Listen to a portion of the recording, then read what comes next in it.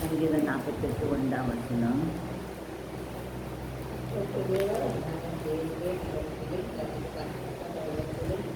கர்த்தர் பெரியவர், அவர் தமது தேவனுடைய நகரத்திலும் தமது பரிசுத்த பருவத்திலும் துதிக்கப்படத்தக்கவர். அல்லேலூயா.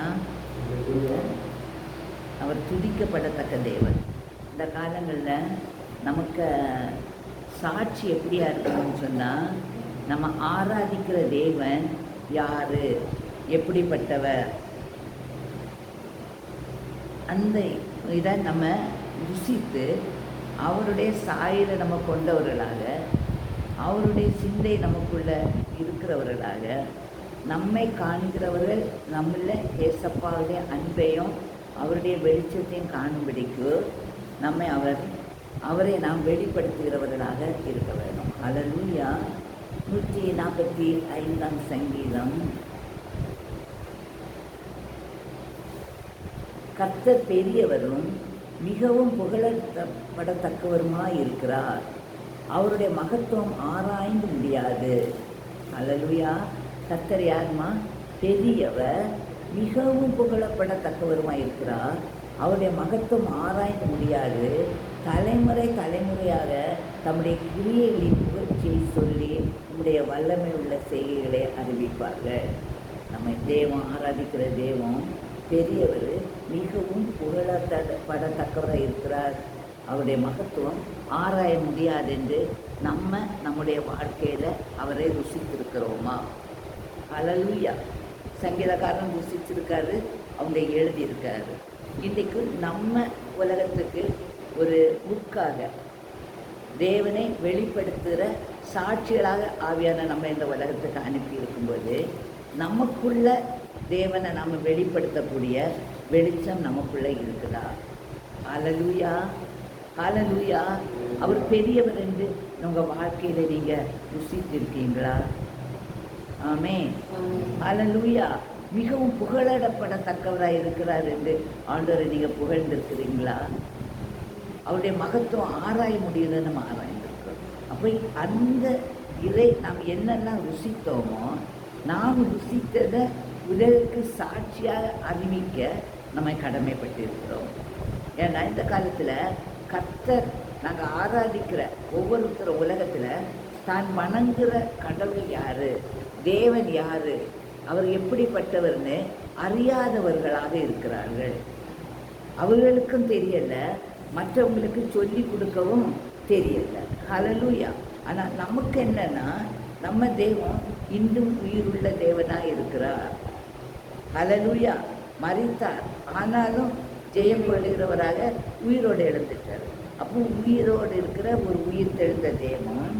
சங்கீதம் 96:4 கர்த்தர் பெரியவரும் மிகவும் ஸ்தோத்திரிக்கப்படத்தக்கவருமாய் இருக்கிறார். எல்லா தேவர்களிலும் பயப்படத்தக்கவர் அவரே. ஆமே. அப்போ நிறைய தேவர்கள் இருக்குது. ஹல்லேலூயா. ஆனால் எல்லா தேவர்களிலும் மிகவும் பயப்படத்தக்க தேவன் யாருன்னா, வானத்தையும் பூமியும் சமுத்திரத்தையும் நீரூற்றுகளையும் தம்முடைய ஒரே வார்த்தையினால் சிருஷ்டித்த சிருஷ்டிகர்த்தாவாகிய தேவன். ஹல்லேலூயா. அப்போ அவருடைய வல்லமையுள்ள கிரியைகளுக்காக அவரை நம்ம துதிக்கணும். மாட்சிமை புரிஞ்சு அவருடைய மகத்துவத்திற்காக அவரை துதிக்கணும். சங்கீதம் 150:2 சொல்கிறது. சங்கீதம் 66:3 தேவனை நோக்கி உமது கிரியைகளில் எவ்வளவு பயங்கரமாக இருக்கிறது, உமது மகத்துவமான வல்லமை நிமித்தம் உங்களுடைய சத்துருக்கள் உமக்கு இச்சனம் பேசி அடங்குவார்கள். அப்போ சத்துருக்கள் இருப்பாங்க. சத்துருக்களுக்கு வேலை என்னது? இச்சனம் பேசிக்கொண்டே இருக்குது தான். கடவுள்கிட்டயே அப்படி பேசுகிறவங்க இன்னைக்கு மனுஷரை நம்மளை விடுவாங்களா? நம்மளை விடவே மாட்டாங்க. ஆனால் அவங்க என்ன செய்வாங்கன்னா, அவங்க நம்மளை மேற்கொள்ள முடியாது. அவங்க எல்லாவற்றிலும் தோற்று போனவர்கள். நமக்குள்ளே இருக்கிற கர்த்தர் பெரியவர், அவரை மகிமைப்படுத்துகிற நாம், அவர் வல்லமையுள்ள தெய்வம். ஹல்லேலூயா. எல்லா தேவர்களிலும் உன்னதமானவர், எல்லா தேவர்களிலும் உயர்ந்தவர், எல்லா தேவர்களும் புகழப்படத்தக்க தெய்வம், எல்லாவற்றையும் சர்வ வல்லமையுள்ள வார்த்தையின்படி சிருஷ்டித்த சிருஷ்டிகர்த்தா. அவர் நம்மையும் இம்மட்டும் இந்த உலகத்தில் சிருஷ்டித்ததற்கு நாம் நன்றி சொல்கிறோம். ஹல்லேலூயா. அவருடைய சாயலாக நம்மை சிருஷ்டித்தார். அவருடைய கிரியைகள் நம்மளை வெளிப்படுத்தும்படி நம்முடைய விலையேறப்பட்ட இரத்தத்தை கிரயமாக சிந்தி நம்மை மீட்டு கொண்டார். மீட்டு கொண்ட நம்மை அவர் ஆசீர்வதித்து அவருடைய வல்லமையினால் நம்மை நிரப்பி அவர் பூமியில் இருக்கும்போது என்னெல்லாம் செய்தாரோ அதெல்லாம் நம்ம செய்யும்படிக்கு ஒரு முழுமையான மனதோடு நம்மை அவர் ஆசீர்வதித்து எல்லா ஆவியின் வல்லமைகளையும் வரங்களையும் நமக்கு சம்பூரணமாய் கட்டளையிட்டு, மகளே மகனே, இதை நீ பெற்றுக்கொள்.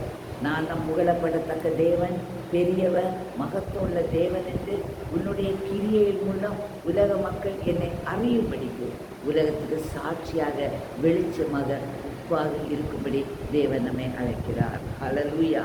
அப்போ அவருடைய மகத்துவத்தை வெளிப்படுத்தலாம். அவருடைய கிரியைகள் என்னன்னா, ஒரு மலர் ஒரு புஷ்பத்தை பாருங்கள், எனக்கு பூக்களெல்லாம் பார்க்கும்போது எனக்கு அவ்வளோ சந்தோஷமாக இருக்கும். என்னென்னா, ஒவ்வொரு பூவும் ஒவ்வொரு விதமான அழகான நிறங்களாட்டு, ஒவ்வொரு பூவுக்கும் ஒவ்வொரு மனம். அந்த மனங்களை பார்த்தா ஆச்சரியமாக இருக்கும். அந்த மனங்களெல்லாம் எப்படி ஒரு பூவில் வருது இந்த யோசித்து பாருங்க. ஒவ்வொரு பூக்கும் ஒவ்வொரு மனம். அந்த மனத்தில் அந்த மனத்துக்கு மகிமை. அந்த எட்வர்ட் ரோஸுக்கு ஒரு மனம், அந்த நைட் குயின், நிறைய செடி பூக்கள் இருக்குது. ஒவ்வொன்றுக்கும் லில்லிஸ், ஒன்னொன்றுக்கும் ஒவ்வொரு மனம். அந்த மனங்களை பார்க்கும்போது எனக்குலாம் ஏசாமிக்கு சிருஷ்டிப்பு தான் எனக்கு நிறைய வரும். எப்படி ஏசப்பா உங்கள் மகத்துவம், எப்படி இதுக்குள்ளே நீங்கள் இவ்வளோ அழகான மனத்தை நீங்கள் வச்சிங்க, இந்த மாதிரி யோசித்து பார்க்கணும். யோசித்து பார்த்து அவர் வந்து கண்ணும் மண்ணும் மாதிரி ஒன்றுமே செய்யாமல் விக்கிரங்கள் மாதிரி போட்ட இடத்துல ஒன்றும் இருக்கல. அவருடைய கண்கள் எங்கே உள்ளாவி வருது.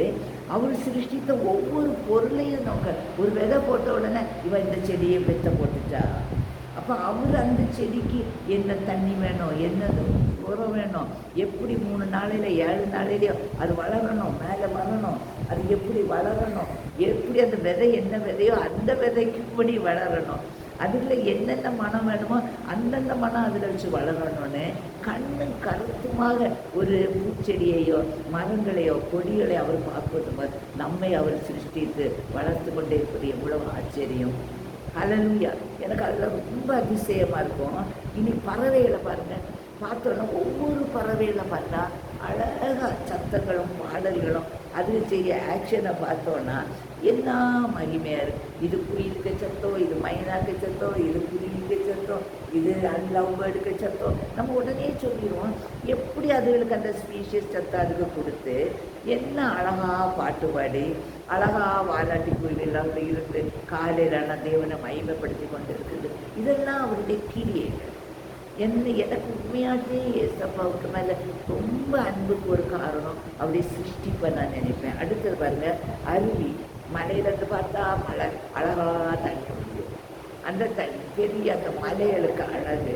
அதில் சூரியன் அழகாக உதிச்சு வருது, அந்த அழகான கலரில் உதிக்கிறது. அதே மாதிரி அதுக்கு சன்செட்டு, இதெல்லாம் அவர் செய்தது. அந்த காற்று பாருங்கள், அழகான காற்று வீசுது. இதெல்லாம் யாரால முடியும்?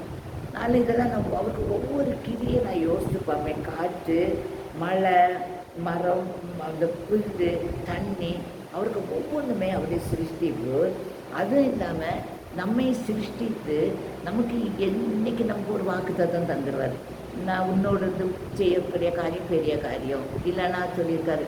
என்கிட்ட நிறைய பேசியிருக்காரு இல்லையா, மகளே நீ வந்து உலகத்துக்கு நான் தான் மெய்யான தேவன்னு நீ சாட்சி சொல்லியான்னு எத்தனையோ வருஷத்துக்கு வந்து என்கிட்ட சொன்ன ஒரு வார்த்தை. அப்போ நான் வந்து ஒரு ஆர்டினரி பிள்ளை தான். அப்படி அந்த வார்த்தை நான் எனக்கு ஆவியான சொன்னால் நமக்கு நினைவு இருக்கும். அவங்க நம்ம பிதாவாகி தேவனுக்கு அது நினைவு இருக்கு பாருங்க. நான் ஒருத்தியாக இந்த உலகத்தில் மனுஷியாக இருந்திருக்கோம் இல்லையா? கோடான கோடி ஒரு நாளைக்கு பார்த்தா என்னையே பார்த்தா காலையிலேருந்து ராத்திரி வரைக்கும் 24 மணிக்குள்ள நம்முடைய உணர்வுகள், நம்முடைய நினைவுகள், நம்முடைய செயல்கள் எல்லாம் எத்தனை மாறிதானே வந்துட்டே இருக்கும். ஆண்டோடைய சத்தங்கள், சித்தங்கள். ஆனால் ஒன்னொன்னையுமே அவர் மைன்யூட்டாக எழுதி வச்சு இந்த மகிழ்கிட்ட நான் இந்த வார்த்தை இன்னைக்கு நான் சொன்னேன். அந்த வார்த்தையின்படி அவருக்கு அங்கே தீர்மானம், இந்த நாளில் இந்த வார்த்தைப்படி இவ உலகத்துக்கு என்ன சாட்சியை அறிவிப்பான்னு அந்த குறித்து வைத்த நாளையும் அன்னைக்கு குறித்து வச்சிருக்காரு. அதன் உலகம் தோன்றுவதற்கு முன்பே குறித்து வச்சிருக்காரு. அதையும் கூட அவர் நினைச்சு வச்சாருன்னா அவருடைய மகத்துவத்தை ஆராய்ந்து அறிய முடியுமாம்மா? ஹல்லேலூயா. அப்போ நம்முடைய தேவன் என்றென்றைக்குள்ள சதா காலங்களில் நம்முடைய தெய்வம். அந்த வசனங்கள் ஹல்லேலூயா மரண பரியந்தம் நம்மை நடத்துகிற ஒரு தெய்வம். அப்போ இந்த தெய்வத்தை நாம் ருசித்தா மாத்திரம் பத்தாது, உலகத்தில் உள்ள மக்களுக்கும் இந்த தேவனை ருசிக்கும்படி நம்ம சாட்சியாக நம்ம உலகத்தில் இருக்க வேண்டும் என்று பிதாவாகிய தேவன் விரும்புகிறார். ஹல்லேலூயா. அடுத்தது நம்ம பார்க்கும்போது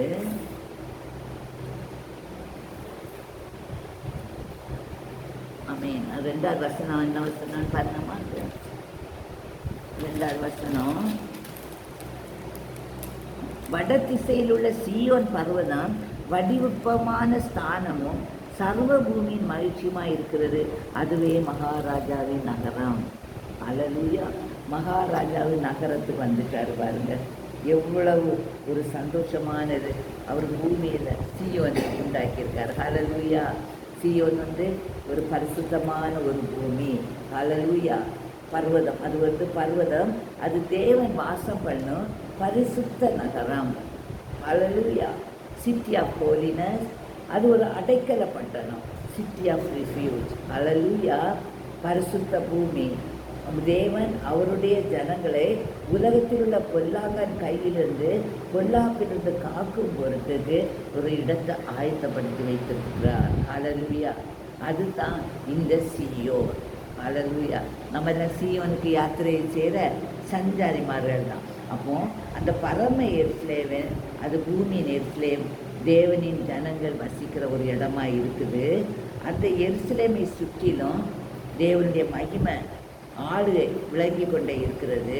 அவர் நம்ம 122ஆம் சங்கீதம் 6ஆம் வசனத்தில் சொல்லுறாரு, எருசலேமின் சமாதானத்துக்காக வேண்டிக் கொள்ளுங்கள், உன்னை நேசிக்கிறவர்கள் சுயித்திருப்பார்கள், உன் அலங்கத்துக்குள்ளே சமாதானமும் உன் அரண்மனைக்குள்ளே சுகமும் இருப்பதாக. அப்போ அவர் அந்த சங்கீதக்காரனே சொல்கிறாரு, எருசலேமின் சமாதானத்துக்காக நம்ம என்ன செய்யணும்? வேண்டிக் கொள்ளணும். உன்னத தேவன், சமாதானத்தின் தேவன், எருசலேமை தேவனுடைய வீடாகவும் சமாதானத்தின் இடமாகவும் அங்கு வாழ்கிறவர்கள் இயேசுவை நேசிக்கவும் செழிப்பாக வாழவும் அவர் எருசலேமுக்காக நம்மை ஜெபிக்கும்படி சொல்லியிருக்கிறார். ஹல்லேலூயா. அப்போ அவருடைய பிள்ளைகள் எங்கெங்கே இருக்கிறாங்களோ அந்த இடம் எல்லாம் ஒரு சமாதானம் இருக்கும். ஹல்லேலூயா. எல்லாமே ஆதி காலத்தில் பார்த்தா அப்போ சில எல்லாமே ஒன்று கூடி ஒரே இடத்துல தேவனை மகிமைப்படுத்தி சமாதானமாக இருந்தாங்க. இன்றைக்கு கர்த்தருடைய பிள்ளைகள் எங்கெங்கே இருக்கிறாங்களோ அந்த இடத்துல சமாதானம் நிலவி கொண்டே இருக்கிறது. ஹல்லேலூயா. பாருங்க, ஒரு பெரிய கன்வென்ஷன் கூட்டம் நடக்குதுங்க. ஒரு கிறிஸ்தவ கன்வென்ஷன் கூட்டம் நடந்து முடிஞ்சு எல்லாரும் வீட்டுக்கு போகும்போது மற்றபடி கூட்டம்னா ஒரு சத்தம் கூட கேட்காது.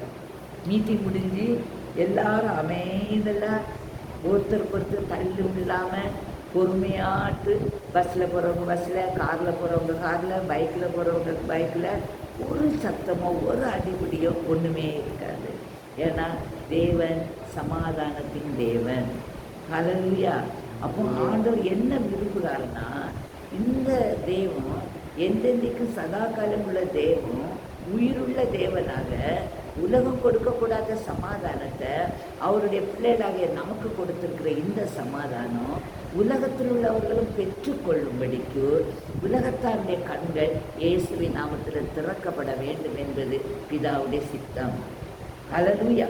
நம்முடைய தேவன் என்றென்றைக்கு உயிருள்ள தேவன் தான். அநேக தேவர்கள் இருக்கிறார்கள். அப்போ அந்த தேவர்கள் உயிருள்ள தேவன் தானா? ஹல்லேலூயா. அவர்களுக்கு பேச முடியுமா? பார்க்க முடியுமா? செய்ய முடியுமா?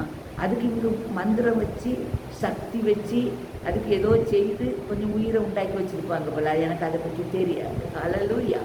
அப்போ அது ஒரு உயிரற்ற தன்மை உள்ளது. அப்படி அதுக்கு உயிர் கொடுத்தாலும் அதுக்கு நம்ம தெய்வத்தை மாதிரி அது அமைதலான சமாதானமான தெய்வம் இல்லை.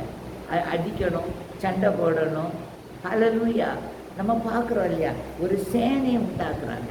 அந்த சேனை சமாதானம் எங்கெங்கெல்லாம் உண்டாக்குறாங்களோ, யாரெல்லாம் சமாதானத்தின் பிள்ளைகளாக இருக்காங்களோ அவங்கள அடித்து கொள்ளணும்னு தான் இந்த பிசாசுக்கு உணர்வு. ஹல்லேலூயா. அது பிசாசின் கிரியைகள் உடையவர்கள், இது தேவனுடைய கிரியைகள் உடையவர்கள். தேவனை, ஜீவனுள்ள தேவனை உயிருள்ள தெய்வமாய் கொண்ட ஜனமாய் நம்ம பாக்கியம் உள்ளவர்கள்.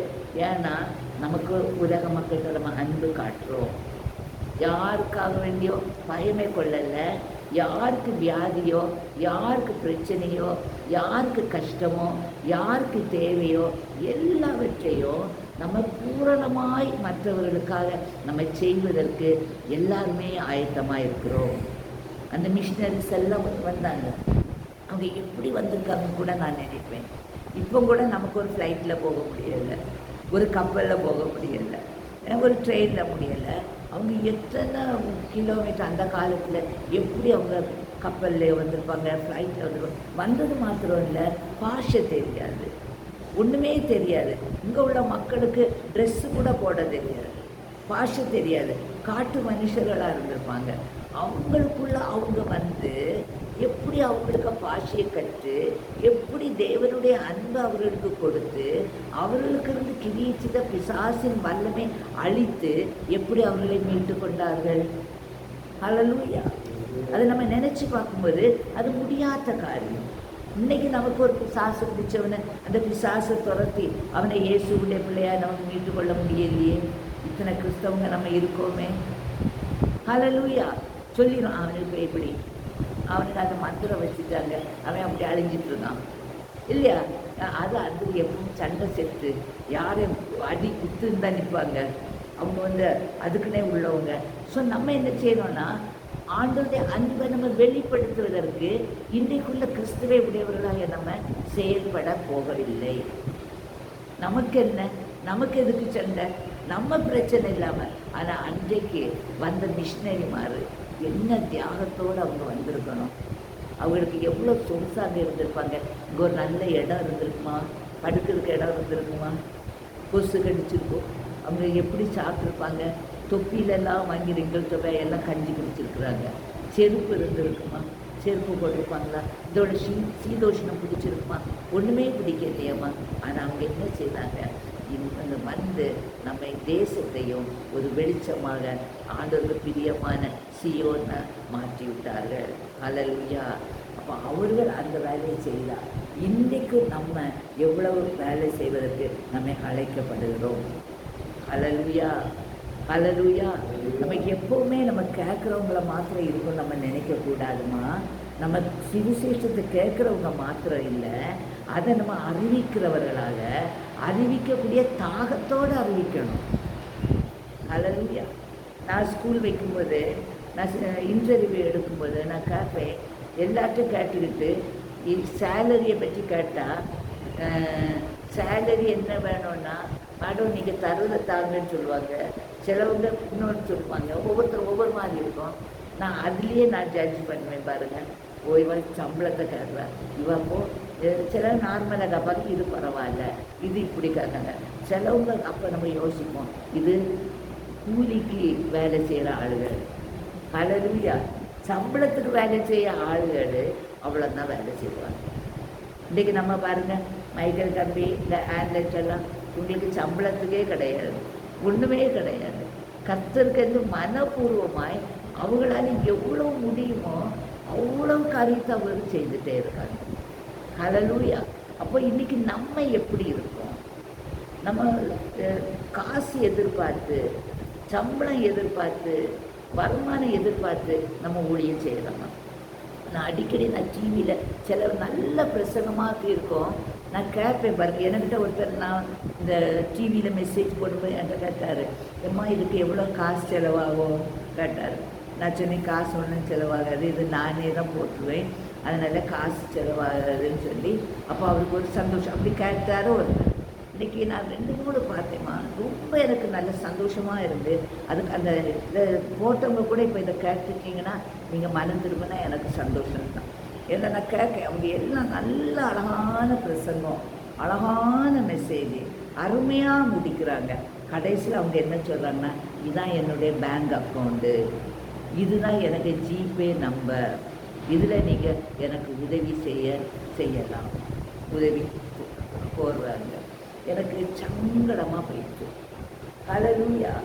அப்போ நீ செய்த சுவிசேஷத்துக்கு நீ விதைச்ச விதைக்கு அர்த்தம் இல்லையே. எனக்கு அது ரொம்ப கவலையாக இருந்தது. இம்மீடியட்டாக நான் என்ன செய்ய, அந்த மெசேஜை மற்றவங்களுக்கு அனுப்பி கொடுக்கலான்னு யோசித்த மெசேஜை நான் அனுப்பவே இல்லை. நான் எனக்கு ஏன் அனுப்பலைன்னா, எனக்கு இன்னைக்கு நான் என்னுடைய ஊழியம் நான் சொல்லும்போது ஒத்த காசு இல்லாட்டாலும் ஆண்டவருடைய ஊழியத்தை நம்ம செய்தோன்னா ஆண்டவர் நம்மளை நடத்துவார். இது கர்த்தருடைய வேலை. கர்த்தருடைய வேலை செய்கிறவன் ஒரு நாள் அப்பத்துக்கு இறந்தது கிடையாது. ஹல்லேலூயா. அவன் எல்லார காட்டிலும் அவன் செழித்து தான் இருப்பான். அவன் ராஜாவும் பிரபுக்களும் ஆசனையிலேயே இருந்தான். அப்படிப்பட்டவங்க எப்படியாக இதுக்கெல்லாம் எனக்கு வருமானத்துக்காக வேண்டி சுவிசேஷத்தை இன்றைக்கு அறிவித்தா இதில் யார் மேற்கொண்டா? சத்ருதானே. கேட்குது பெரிய டாக்டர்ஸ். சும்மா இருந்தவங்க கேட்டால் கூட பரவாயில்ல. கணவன் டாக்டர், மனைவி டாக்டர், இல்லைன்னா நல்ல இது பண்ணவங்க. அப்போ எனக்கு ஒரே வார்த்தை, டாக்டர் நமக்கு இன்கம் எவ்வளோ வரும்? அவங்க போட்டு செய்யணுமா, இல்லைன்னா ஜனங்கள்கிட்ட வாங்கணுமா? ஹல்லேலூயா. அப்போ நம்ம மனப்பான்மை நம்ம மாற்றி நம்ம உலகத்தை ஒரு எருசலேமாக, ஒரு சீயோனாக நம்ம மாற்றுவதற்கு நம்ம அழைக்கப்பட்டு இருக்கிறோம். சமாதானமும் செழிப்போம் அனுபவிக்க தேவன் நம்மை ஆசீர்வதிக்க எருசலேம் வாழ்வை நாம் காண்போம் என்று சொல்லி சீயோனில் நம்ம அவர் என்ன பார்த்தா, சீயோன் பருவத்தை வழிபாடு சார்ந்து மைச்சர் அதில் மகாராஜாவின் ஸ்தானமாக அவர் ஏற்படுத்தி இருக்கிறார். நம்ம இந்தியாவில் நம்ம தேசத்தை நம்ம ஒரு சீயோனாக மாற்றுவதற்கு நம்மை அழைக்கப்படுகிறோம். ஹல்லேலூயா. கர்த்தரை நம்பினவர் ஒரு நாளும் வெட்கப்பட்டு போனது கிடையாது. கர்த்தரை நம்பினவர்கள் ஒரு நாளும் குறைபட்டு போனது கிடையாது. கர்த்தரை நம்பினவர்கள் ஒரு நாளும் மற்றவர்கிட்ட கையேந்தினது கிடையாது. அந்த மூடி பிரசங்க எவ்வளவு 2000க்கு மேலே அநாத பிள்ளைகளை வளர்த்த எவ்வளோ தைரியத்தோடு அவர் அநாத குழந்தைகளை வளர்த்துருக்காரு. யாருக்கிட்டையுமே எந்த ஒத்தாசையும் கேட்காம அவர் வளர்த்துருக்காரு. ஹல்லேலூயா. அநேக சாட்சியை பார்க்குறோம். ஆகாரம் ஒன்றுமே இருக்காது காலையில். ஒரு ஆள் 2 ஆளுக்கு இல்லை, 2500 பேருக்கு இருக்கும். குழந்தைகள் இருக்கும், வயசானவங்க இருப்பாங்க. அவருக்கு எப்படி இருக்கும்? எல்லாரையும் சாப்பிட நேரம் உட்கார சொல்லிடுவாராம்.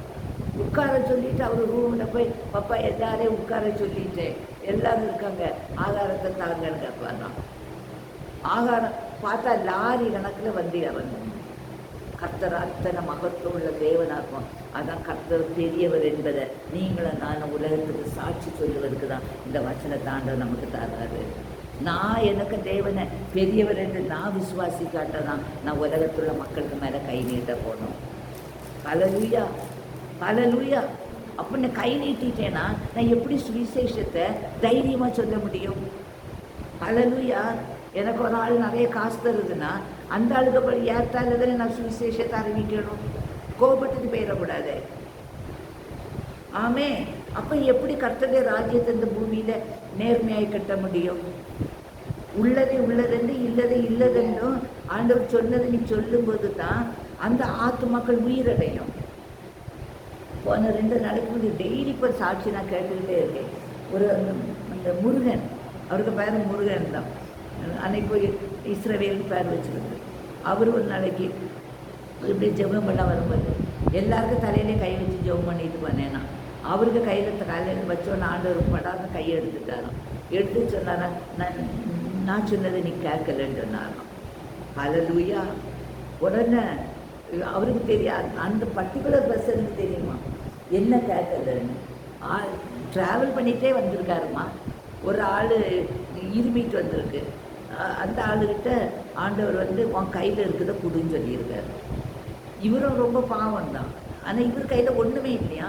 ஆனால் இவர்கிட்ட இயேசு விடுவிக்கிறவரோட புஸ்தகங்கள் இருந்துதான். அப்போ அதை கொடுன்னு சொல்லியிருக்காரு.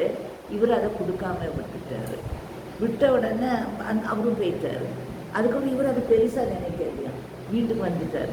வந்துட்டு நம்மள்ட்ட அங்கே ப்ரேயருக்கு வரும்போது ஆண்டவர் சொன்னாராம், நான் சொன்னது நீங்கள் கேட்கல. உடனே சொன்னால் அந்த நேரத்தில் அவர் அழுது. அவர் சொல்ல 2-3 நாள் அவருக்கு தூக்கமே இல்லையும். ஆண்டவரே என்னை மன்னியும் மன்னியும் மன்னியும். அதுக்கப்புறம் அடுத்ததுலேருந்து யார் எந்த நேரம் எப்போ எது கொடுன்னு சொன்னாலும், எந்த வார்த்தை சொன்னாலும் அவர் உடனே கீழ்ப்படிந்து அப்படியே உலகுக்கு இன்னைக்கு சாட்சியாட்டு இருக்காரு. ஹல்லேலூயா. அதுதாம்மா ஊழியம். அப்படி நீங்கள் செய்தாதான் நம்ம தேசத்தில் வெளிச்சத்தை கொடுக்க முடியும். கர்த்தர் பெரியவர் என்று நிரூபிக்க நீங்களும் நானும் அழைக்கப்பட்டிருக்கிறோம். நம்ம தெய்வம் வல்லமை உள்ள தெய்வம், இல்லாமையிலிருந்து எல்லாத்தையும் உண்டாக்குற தெய்வம். ஊழியர்களோ பைசாக்கு பின்னால் போனாங்கன்னா அவங்க பரிதபிக்கக்கூடியவர். நானும் ஊழியக்காரி தான், நான் தான் சொல்கிறேன். ஹல்லேலூயா, ஹல்லேலூயா, ஆமென். என்னை ஊழியக்காரங்கெல்லாம் அறியணும். நானும் ஊழியக்காரி தான். இன்னைக்கு எனக்கிட்ட என்ன இருக்குன்னு உங்கள் எல்லாருக்குமே தெரியும். நான் கவலையே பட மாட்டேன். ஆகாயத்து பறவைகளை கவனித்து பாருங்கள், அவைகள் நூறுக்கிறதும் இல்லை, அறுக்கிறதும் இல்லை, ஆகாயத்தை களஞ்சியங்களில் சேர்த்து வைப்பதும் இல்லை. அவைகளை உங்கள் பரமபித பிழைப்போடுதானா உங்களை என்னையும் பரமபித பிழைப்போட்டு அதிக நிச்சயம். அதிக நிச்சயம் நீ வாழ்ந்தையானா, முதலாவது அவருடைய ராஜ்யம் தேவனின் நீதி நீ தேடுவையானா, இவைகளெல்லாம் உனக்கு ஆட்டோமேட்டிக்காக அவர் உனக்கு தருவார். அவர் தந்தா நீ கர்த்தர் பெரியவர் என்று அவரை நீ சாட்சி சொல்ல முடியும். அல்லாட்ட நீ எப்படி கர்த்தர் பெரியவர், அவர் தேவனுடைய நகரத்திலும் பரிசுத்தம் மிகவும் துதிக்கப்படத்தக்க நீ எப்படி பொய்யாட்டு சாட்சி சொல்ல முடியும்? ஆமே. நீ எப்படி மாய்மாலக்காரனாட்டு அவர் துதிக்கப்படத்தக்க தேவன் சொல்ல முடியும்? நீ வந்து துதிக்கிறதுக்கு நீ அவர் நீ மகிமைப்படுத்துறதுக்கு ஒன்றை நீ ஒப்பு கொடுக்கலையே. நீ அவர் துதிக்கப்படத்தக்க தேவன் என்று நீ ருசிக்கலையே. நீ பிரசங்கம் கையை நீட்டுதா, மிச்ச 4 பேர்கள் ஒன்றை நீட்டுது நீ கவனிக்கலையே. ஹல்லேலூயா. அப்படி இருந்தால் எப்படி கர்த்தர் பெரியவர் என்று உலகத்துக்கு நம்ம அறிவிக்க முடியும்? நம்ம எல்லாம் விசேஷிக்கப்பட்டவர்கள். எதனால் விசேஷிக்கப்பட்டவர்கள்னா, நாம் தேவனால ஆசீர்வாதமாய் அவராலே நடத்தப்படுகிறவர்கள் என்று நாம் அறிந்தவர்கள். நம்மாலேயோ நம்முடைய பலத்தினாலேயோ நம்ம நடக்கவே இல்லை. கர்த்தருடைய வல்லமையினால, அவருடைய ஆவியினால, அவருடைய வார்த்தையினால நம்ம நடத்தப்படுகிறவர்கள். இஸ்ரவேல் மக்களை 40 வருஷமாக நடத்தின தேவன். அவங்க காலு செருப்பு பழமையாகலை, ட்ரெஸ்ஸு கிழிஞ்சு போகலை, அவங்க ஃப்ரெஷ்ஷாக இருந்தாங்க. ஹல்லேலூயா. அவர் 120 வயசுலேயும் அவர் அவ்வளோ ஃப்ரெஷ்ஷாக இருந்தார். இன்றைக்கு நானும் பாருங்கள், இத்தனை வயசுலேயும் கடவுளை இப்படி வச்சுருக்காரு. அதை ஒருத்தர் சொல்லுவார், நான் மலேசியாவிலேருந்து போடும்போது, உங்களை இவ்வளோ வயசெல்லாம் சொல்ல முடியாது, ஒரு 50 வயசு சொல்லலை. ஆமாம் நான் சொன்னேன், ஆமாம் நான் ஏசாமிக்கு இல்லை, நான் அப்படி தான் இருப்பேன். ஹல்லேலூயா, ஹல்லேலூயா. ஒன்றை பற்றியுமே கவலை கிடையாது. நடத்துகிறவராலே நடத்துங்க ஏசப்பா. சின்ன குழந்த மாதிரி போய் தூங்குவேன். தூங்கும்போது அங்கே உள்ளால எனக்கு ஹார்ட்டு ஏசாமி கூட ஒரே பாட்டாக இருக்கும், ஒரே வசனமாக இருக்கும், ஒரே ஜபமாக இருக்கும். அதை என் காதால் நான் கேட்டுக்கிட்டே நான் படுத்து தூங்குவேன். ஹல்லேலூயா. எப்படி எனக்கு வயசாக முடியும்? எப்படி எனக்கு கவலை என்ன மேற்கொள்ள முடியும்? ஹல்லேலூயா. ஏன்னா கர்த்தர் மேலே பாரத்தை வைத்து விட்டு அவர் தான் என்ன நடத்துறான்னு சொல்ல பூரண விசுவாசத்தோடு 100க்கு 100 அவர் கையில் கொடுத்துட்டு, ஏசப்பா நான் தூக்க போகிறேன், ஆமேன், அவ்வளோதான் ஜெபம். அங்கே ஃபுல்லான ஆத்மா தான் ஜெபம் பண்ணிக்கிட்டே இருக்கு. காலையில் எழுப்பும்போது அந்த ஆத்மா தான் பாட்டு பாடிக்கிட்டே எழுப்போம். ஏசப்பா உமக்கு கோடி நன்றி. அது என்ன பாடுதோ அந்த பாட்டை நானும் பாடுகிறேன். எத்தனை மாட்சிமையான தெய்வம். கர்த்தர் பெரியவர், அவர் புகழப்படத்தக்க தேவன் என்று நீங்களும் நானும் நிரூபிக்கிற சாட்சிகளாக இருக்கணும். நாம் வாழுகிற தேசம் மகாராஜாவின் நகரம் என்று நீங்களும் நானும் வெளிப்படுத்துவதற்கு இந்த தேசத்தில் நாம் சமாதானம் உள்ளவர்களாக இருக்கணும், நீதியை நடப்பிக்கிறவர்களாக இருக்கணும், ஏழை எளிய மக்களுக்கு உதவி செய்கிறவர்களாக, கஷ்டப்படுறவர்கள் வியாதிஸ்தர்கள் குணமாக்குவதற்குள்ள ஆவியின் வரங்களை நமக்குள்ள தந்துட்டாரு.